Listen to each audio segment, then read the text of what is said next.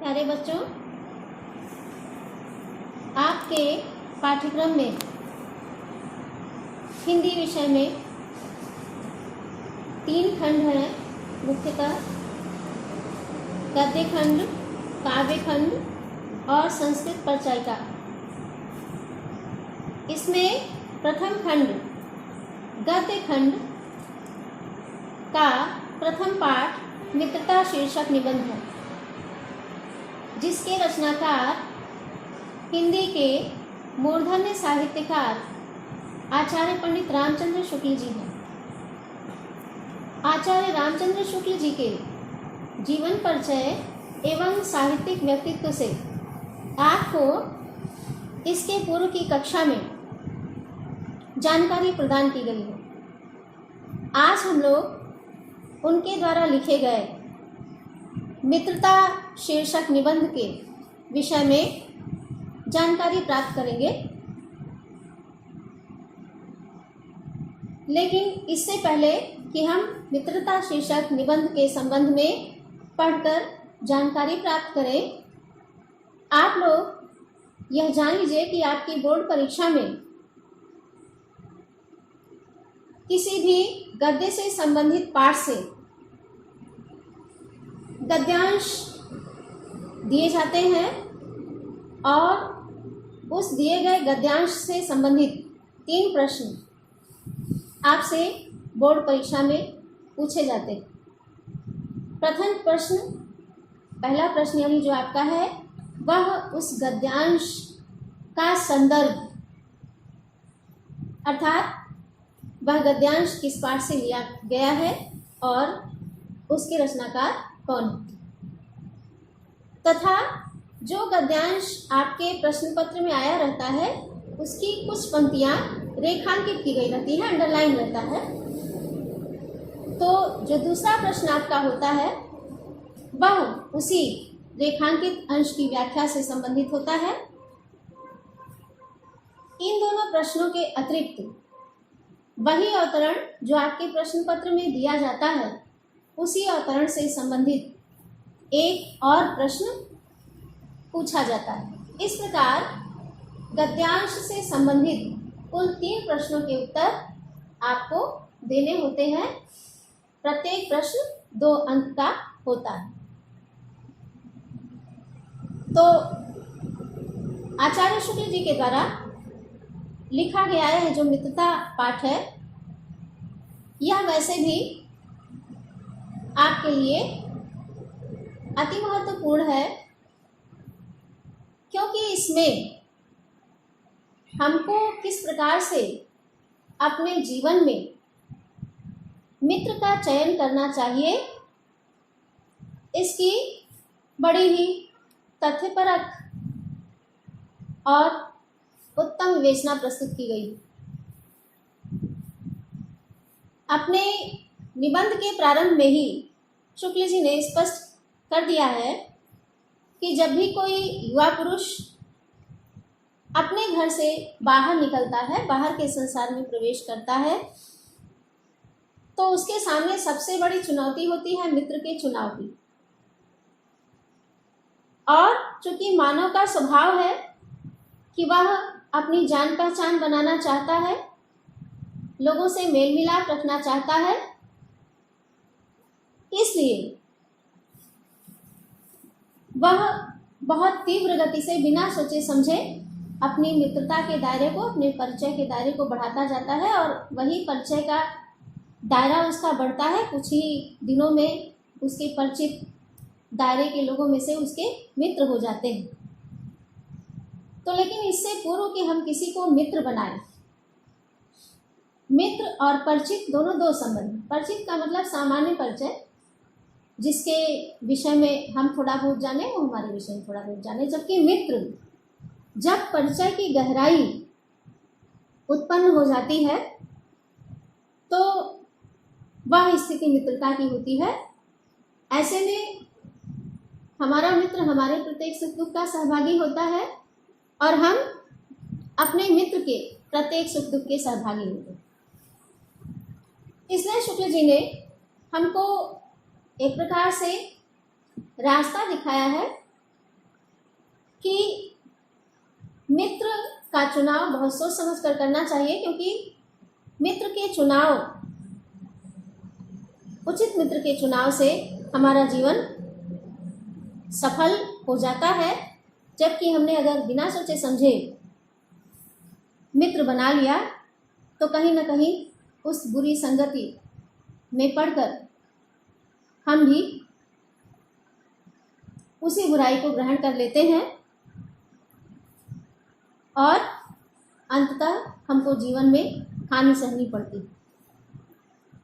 बड़ी अच्छी तरीके से अपनी बात को स्पष्ट करते हुए शुक्ल जी ने कहा कि जैसे कच्ची मिट्टी होती है, कच्ची मिट्टी से कोई मूर्ति बनाई जाती है तो मूर्ति को हम कोई भी आकार दे सकते हैं। उस कच्ची गीली मिट्टी से जो पकाई नहीं गई है उससे कितने ही सारे आकार बनाए जा सकते हैं, आकार गढ़े जा सकते हैं। उस कच्ची मिट्टी से हम देवी दुर्गा की प्रतिमा भी बनाते हैं, लेकिन उसी कच्ची मिट्टी से हम महिषासुर की भी प्रतिमा बनाते हैं। तो इस प्रकार से यह हमारे ऊपर निर्भर करता है कि हम उस कच्ची मिट्टी से क्या बना रहे हैं। हम उससे किसी देवता का स्वरूप बना रहे हैं अथवा किसी राक्षस का। तो मित्रता की भी स्थिति यही है, मित्र की भी स्थिति यही है। और चूंकि युवावस्था में परिपक्वता की कमी होती है, इसलिए बिना सोचे समझे मित्रता की एक धुन सी सवार रहती है। ऐसे में हमको खाली बाहरी रूपरंग, आकार और बहुत थोड़ी सी चतुराई या साहस, बड़ा हंसमुख चेहरा, बातचीत का थोड़ा अच्छा ढंग देखकर तुरंत ही उसको अपना मित्र नहीं बना लेना चाहिए, बल्कि एक ऐसे मित्र का चुनाव करना चाहिए जिससे हमारी आत्म शिक्षा का कार्य आसान बन जाए। इस संबंध में उन्होंने बहुत से विद्वानों के विचारों को प्रस्तुत भी किया है। किसी प्राचीन विद्वान के कथन को बताते हुए स्पष्ट किया है शुक्ल जी ने कि विश्वासपात्र मित्र से हमारे जीवन की बहुत बड़ी रक्षा होती है, हमारा जीवन एक प्रकार से सुरक्षित होता है। अगर ऐसा कोई विश्वासपात्र मित्र किसी को मिल जाए तो एक प्रकार से यह मानना चाहिए, यह समझना चाहिए कि उसको बहुमूल्य खजाना मिल गया। या विश्वासपात्र मित्र को औषधि के समान बताते हुए शुक्ल जी ने स्पष्ट किया है, जिस प्रकार से औषधि का क्या कार्य है? औषधि हमारे शरीर से रोग को दूर करती है, बीमारी को दूर हटाती है और हमारे शरीर को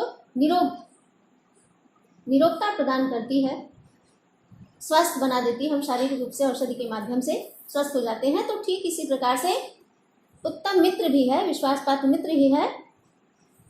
अगर हमारा मित्र उत्तम स्वभाव का है, विश्वासपात्र है, तो सदैव हमको उत्तम संकल्प के प्रति दृढ़वान बनाएगा, किसी भी दोष और त्रुटि से हमको बचाने का प्रयास करेगा। और जब भी हम कभी किसी गलत मार्ग पर आगे बढ़ना चाहेंगे तो वह हमको चेतावनी देते हुए हमको सचेत करेगा, यानी हमको उससे दूर रहने के लिए प्रेरित करेगा। ठीक इसी प्रकार यदि किसी कारण से हमारे मन में निराशा की भावना घर कर जाती है, हम निराश हो जाते हैं, तो ऐसी स्थिति में हमारा सच्चा मित्र हमको उत्साहित करता है। इस प्रकार से निष्कर्ष रूप में, सारांश रूप में हम ये कह सकते हैं कि यदि सद्मित्र है, विश्वासपात्र मित्र है, तो हमको उत्तम जीवन जीने के लिए वह हर प्रकार से सहायता देता है। अंत में अपनी बात को स्पष्ट करते हुए लेखक ने स्पष्ट किया है कि एक सच्चे मित्र में किसी उत्तम चिकित्सक के समान कुशलता होती है, और परख यानी पहचानने की क्षमता, कुशलता भी होती है। जैसे कोई चिकित्सक बड़ा कुशल होता है और वह रोग को परख लेता है, रोगी को परख लेता है, ठीक उसी प्रकार से मित्र भी उत्तम मित्र में वैद्य के समान कुशलता, निपुणता और परखने की क्षमता होती है। साथ ही साथ उसमें एक अच्छी माता के समान धैर्य और कोमलता का गुण होता है। तो ऐसे ही व्यक्तित्व से संपन्न लोगों से मित्रता स्थापित करने का प्रयास किसी भी पुरुष को करना चाहिए। आगे छात्रावास के संबंध में अपने विचारों को प्रस्तुत करते हुए शुक्ल जी ने बताया है कि छात्रावास में तो लगता है कि जैसे मित्र बनाने की एक धुन सी रहती है, कितने अधिक से अधिक मित्र हमारे हो जाएं।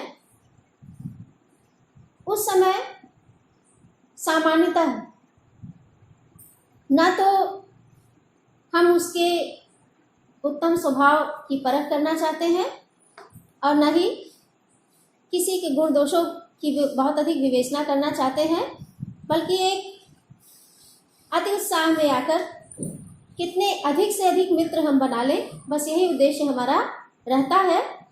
और ऐसा करके हम बहुत आनंदित होते हैं।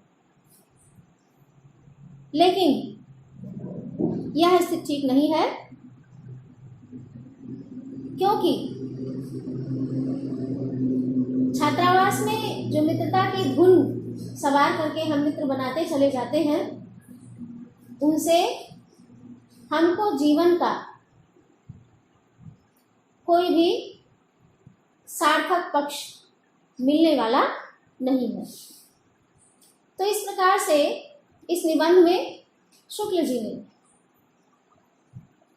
हमको किस प्रकार के मित्र का चयन करना चाहिए और मित्रता स्थापित करते समय किन बातों को ध्यान में रखना चाहिए और एक उत्तम मित्र के भीतर क्या क्या गुण होते हैं, इन सभी बातों की बड़ी ही सशक्त प्रस्तुति की है। आगे की कक्षा में हम इस निबंध से संबंधित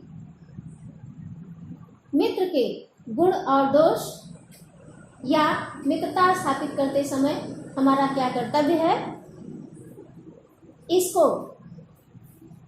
निबंध के माध्यम से पढ़कर जानेंगे और समझेंगे।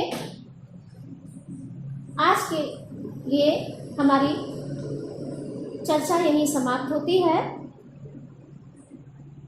जितना प्रारंभिक अंश निबंध का आपको पढ़ाया गया, अपनी पाठ्यपुस्तक खोलकर पढ़ते हुए आप लोग इसको समझिएगा।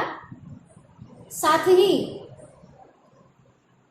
प्रथम अवतरण की जो महत्वपूर्ण पंक्तियां हैं, उस पर विशेष रूप से ध्यान देते हुए विश्वासपात्र मित्र से बड़ी भारी रक्षा रहती है, यहाँ से प्रारंभ करके ऐसे ही मित्रता करने का प्रयत्न पुरुष को करना चाहिए। यहाँ तक का जो गद्यांश है उसको विशेष रूप से आप लोग ध्यान से देखेंगे, क्योंकि यह अवतरण आपकी बोर्ड परीक्षा की दृष्टि से अत्यधिक महत्वपूर्ण है। आज के लिए बस इतना ही। शेष पाठ से संबंधित महत्वपूर्ण अंश और साथ ही पाठ की व्याख्या अगली कक्षा में प्रस्तुत की जाएगी।